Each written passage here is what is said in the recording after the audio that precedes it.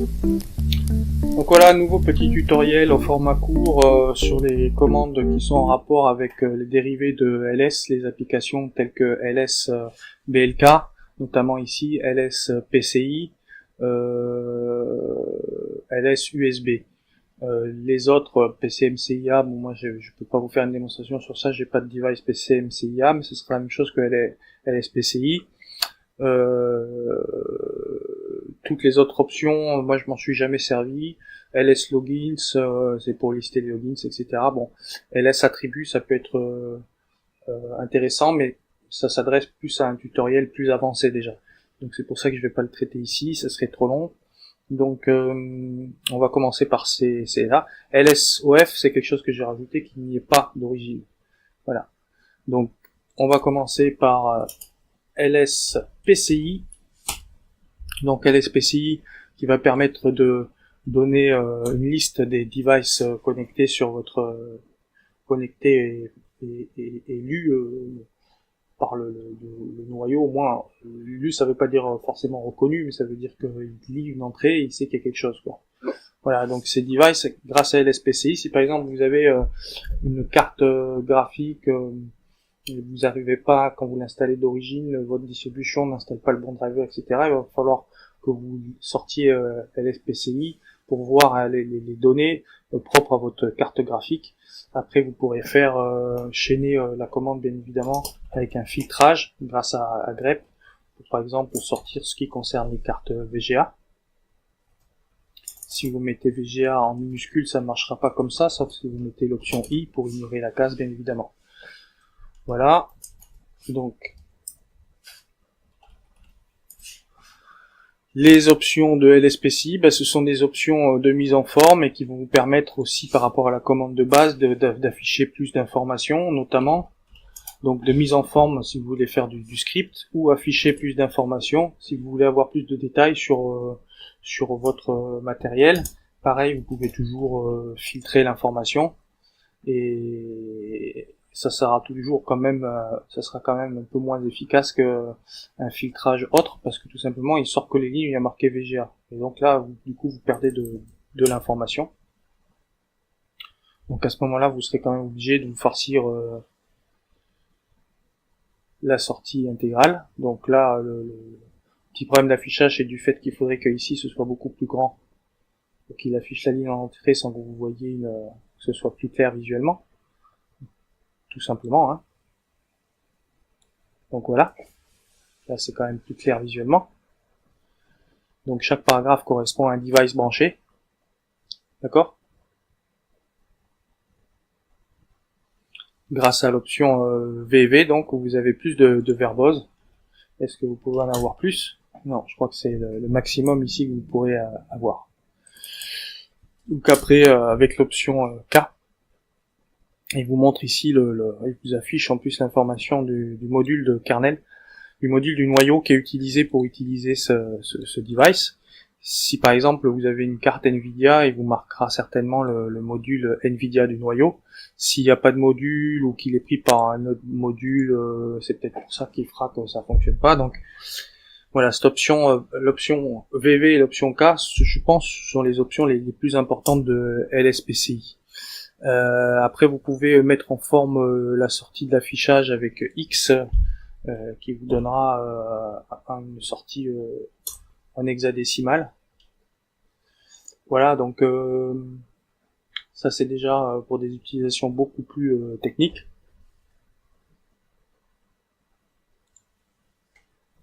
Ça ne vous intéressera pas forcément. Alors après, vous pouvez avoir plus d'indications. Là, c'est déjà le maximum. Ok, donc après, il y a en fonction de la répartition du bus, et vous pouvez aussi l'afficher par sous forme d'arbre. Alors, sous forme d'arbre, c'était quoi l'option déjà? Voilà, c'est T. T comme tree, arbre. Donc là, vous avez des informations en forme d'arbre. Voilà, donc là, un peu plus verbose, mais toujours en arbre, quoi.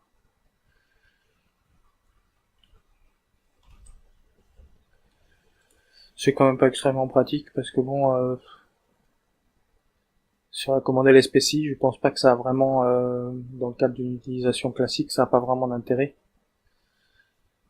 Voilà, donc ça c'est les options de base que vous allez pouvoir vous servir. Après il y a l'option D, vous pouvez rechercher, c'est une option sélective, vous pouvez sortir un device particulier, un ID particulier, donc en fin de compte pour pouvoir avoir une sortie plus propre sur ce genre de trucs. Donc par exemple je vais faire un SPCI pour lire de manière intégrale, et après je vais SPCI, et je vais lui dire voilà bah affiche-moi seulement s'il y a un rapport avec 00, 2 points, bah, la carte VGA, 0, voilà il me sort que ça, et je vais lui dire donne-moi plus d'infos sur ça. Invalid device, pardon. Alors 2 points, 2 points, 0. Non, il veut pas comme ça.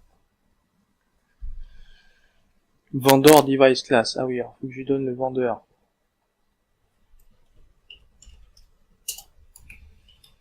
Donc le format d'entrée est un peu plus exigeant.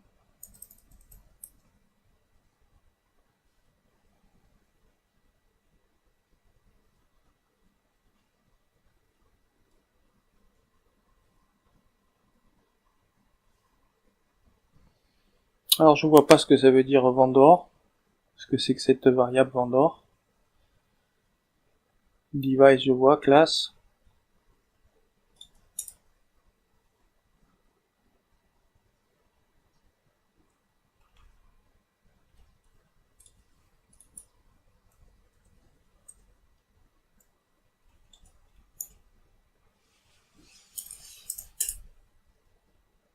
Alors le vendeur c'est certainement, là il m'affiche pas d'erreur, donc c'est certainement la référence vendeur qui est en hexadécimal. Et après il veut le device et la classe.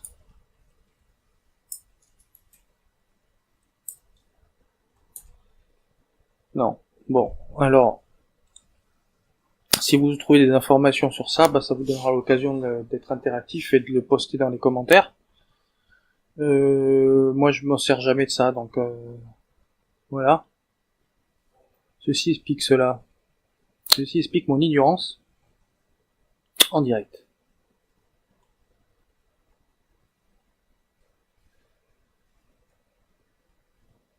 Donc pareil, on peut faire du filtrage avec en insérant un fichier.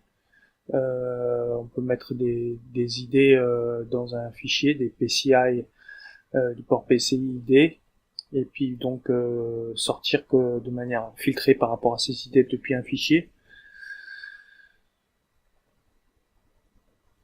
Voilà.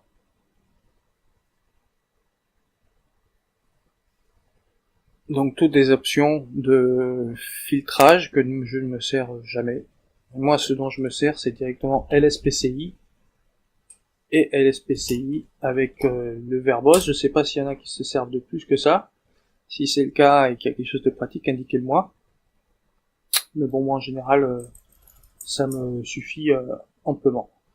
Donc ça c'était pour LSPCI. Ensuite on va faire LSUSB.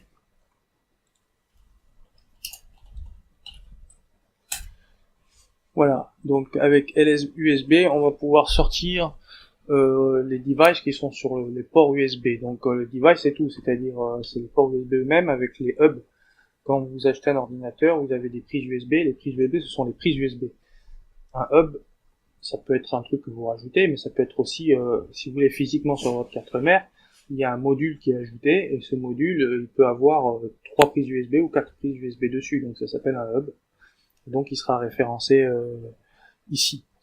Donc après vous pouvez avoir une option de verbosité qui vous donne plus d'indications sur, bon voilà, vous pouvez aller ici, c'est un hub, vous voyez, plus d'indications sur chaque module USB branché sur votre ordinateur.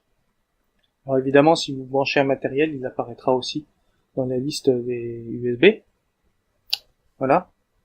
Donc là, pareil, après vous avez des options de filtrage où vous pouvez indiquer le bus et le devnum pour filtrer en fait les sorties.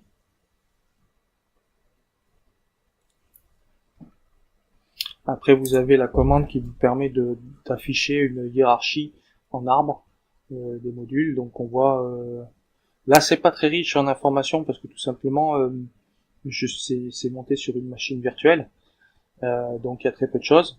Mais on voit quand même que de manière générale, il y a deux ports USB. Il y a un port en norme USB 2.0 et un port en norme USB 3.0. On voit ici, c'est le débit théorique accepté par le device. Voilà. Voilà pour LS USB et LS PCI. Maintenant, on va passer à un autre LS qui est LS BLK.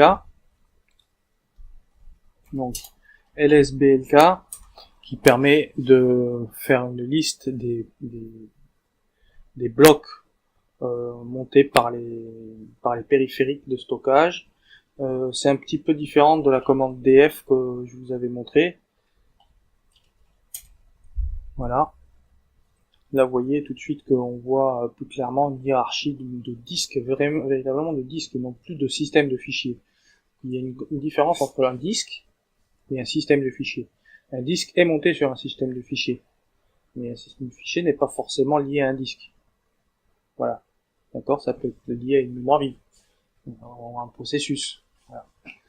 Donc là, en l'occurrence, voilà, LSBLK, c'est fait pour montrer ce qui est monté, vraiment, les périphériques de stockage montés réellement. Donc le matériel connecté de stockage. Donc les options qui existent sont des options qui parfois sont montées par défaut. Après, c'est quant à l'affichage de la sortie, si vous voulez de manière human readable, lisible humainement, tel que c'est par défaut, si vous voulez une sortie en bytes, etc., etc. Donc, en fonction de ce pourquoi vous allez utiliser la sortie de votre commande.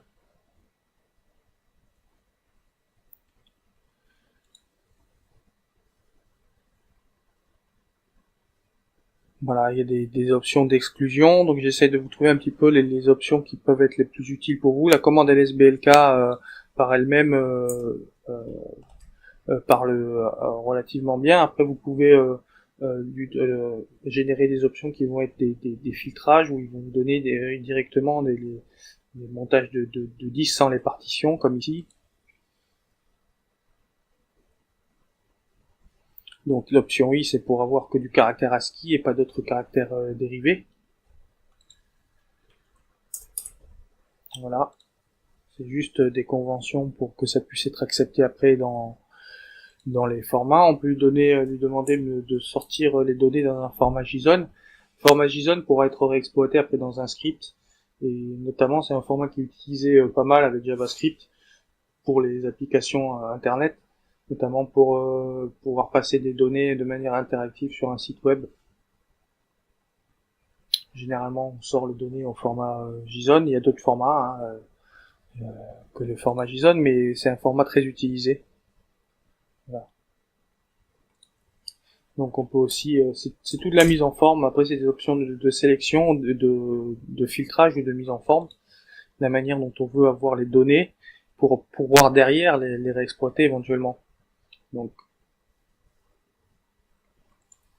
voilà. Donc à vous.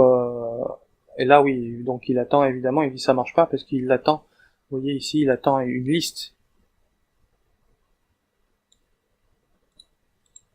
qui va permettre de dire quelles sont les colonnes à afficher en fin de compte. Voilà, donc là il donne un exemple. Par exemple là on va lui dire de me sortir que les colonnes avec l'UID. De me rajouter donc plus, donc de me rajouter la colonne avec l'UID. Donc si je mettais pas plus, il me sortirait que la colonne de l'UID. Voilà, donc c'est un filtre sélectif qui permet d'ajouter ou de soustraire des colonnes. Donc l'UID, si vous voulez, au cas où vous ne le sauriez pas déjà, c'est quand vous formatez un disque dur ou une clé USB, il lui donne une identité. Ça s'appelle UID, qui est un chiffre, une forme de hachage, qui est censé être unique en fait. Donc, vous n'aurez pas deux fois le même UID sur votre système. C'est un identifiant qui parle pas trop à l'être humain, mais par contre qui a la particularité d'être unique. Voilà. Donc là en l'occurrence, je vois que j'ai quand même un espace qui est réservé pour la swap, qui c'est dev SDA 3 et qui n'est pas monté.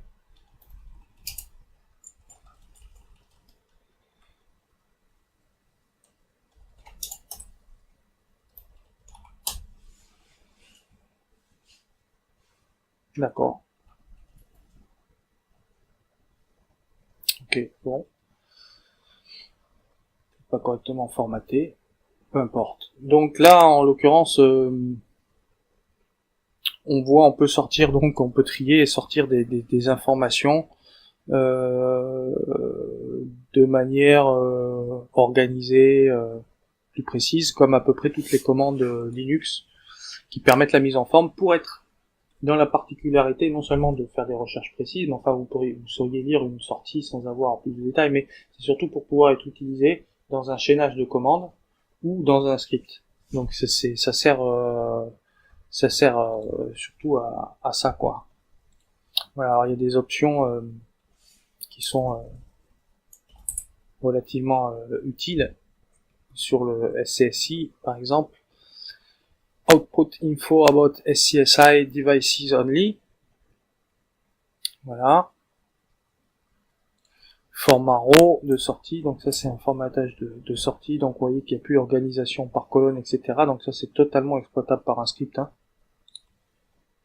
Voilà. Topologie.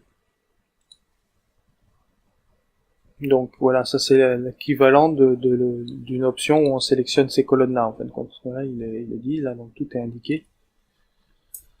Donc les pages de manuel sont bien faites parce qu'il y a quand même les informations sont quand même assez précises. Donc moi ce que je fais, c'est ni plus ni moins dans mes petits tutos de vous donner accès à une forme de conscience de ce qui existe comme outil pratique que les administrateurs Linux se servent. Et donc aussi de vous montrer que j'ai pas inventé la roue, je me sers des pages de manuel, c'est une méthode. C'est comme ça je pense qu'il faut faire, c'est de se servir des pages de manuel parce qu'elles sont faites pour ça, c'est pas fait pour les chiens. Donc voilà. Et puis là donc vous avez aussi dans les pages de manuel, des fois quand vous faites des commandes, il y a des retours en un nombre int qui peut être combiné d'ailleurs.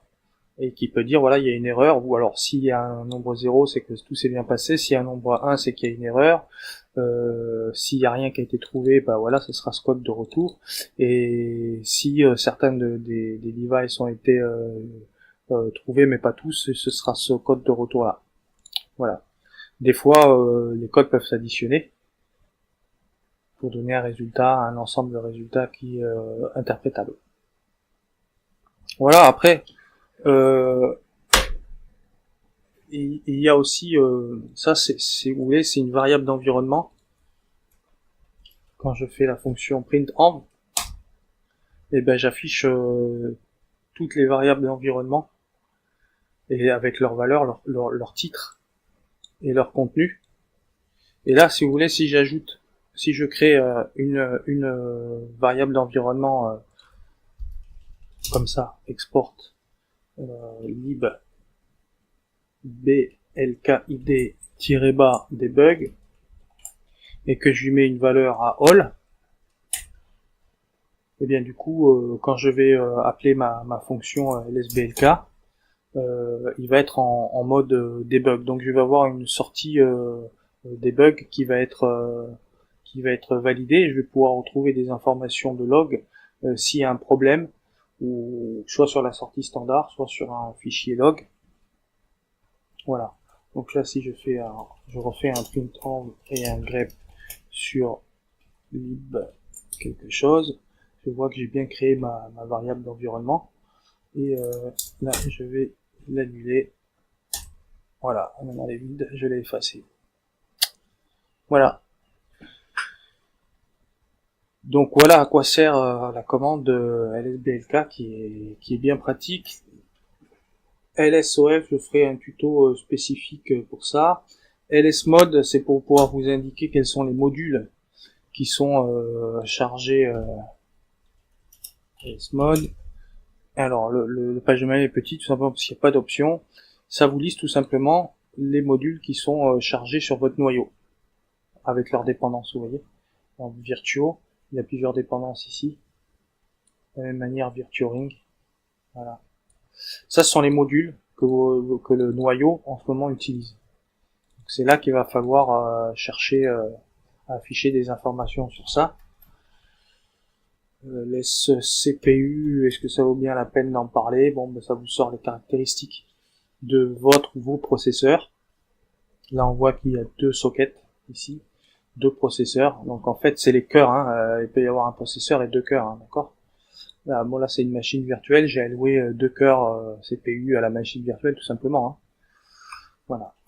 Donc après, c'est pas des CPU, c'est peut-être pas quelque chose que vous allez vous servir souvent. Vous allez vous en servir probablement si vous faites justement des machines virtuelles ou si vous voulez monter en passe-through certains matériels sur vos ports PCIe, etc. Ports PCI.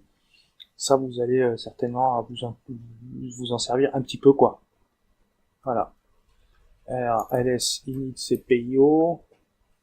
Là, il faut vous donner une image et puis vous allez voir les informations sur votre noyau.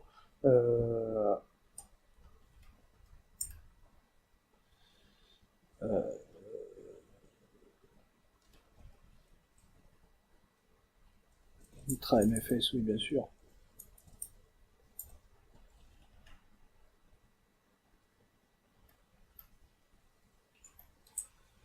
Voilà, donc en l'occurrence, tout ce qui est connecté, toutes les dépendances qu'il y a sur votre noyau actuellement.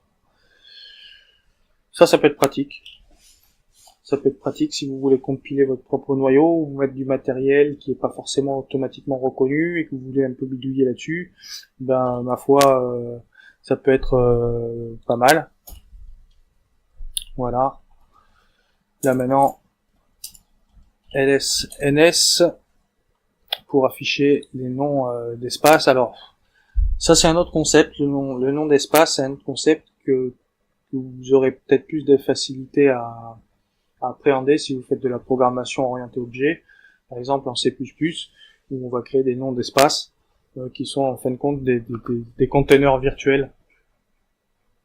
Voilà. Donc ça ça pour l'instant ça vous concerne pas, c'est pas quelque chose qui va être très utile, ça existe, voilà. Mais les premières commandes que je vais vous montrer, ça va être les plus utiles, voilà. Donc là pour afficher la liste de tous les ls, c'est simple, hein, je tape ls et puis je fais 2 fois la touche tab. À la deuxième fois, il me sort une liste. Et les fois suivantes de la même manière. D'accord suivant le shell que vous avez, vous allez rentrer dans les choix et les valider ou pas. Là, c'est bash. Donc, je peux juste lire les choix et continuer à rajouter une lettre. Et puis, quand il reconnaît que c'est la seule option possible, il vous remplit automatiquement la liste. Voilà. Voilà, ce mini tutoriel sur LS PCI, LS USB, LS BLK principalement est terminé. Et puis j'espère que ça a été instructif et que surtout que ça vous a fait prendre conscience de ces commandes et de l'utilité de la page de manuel.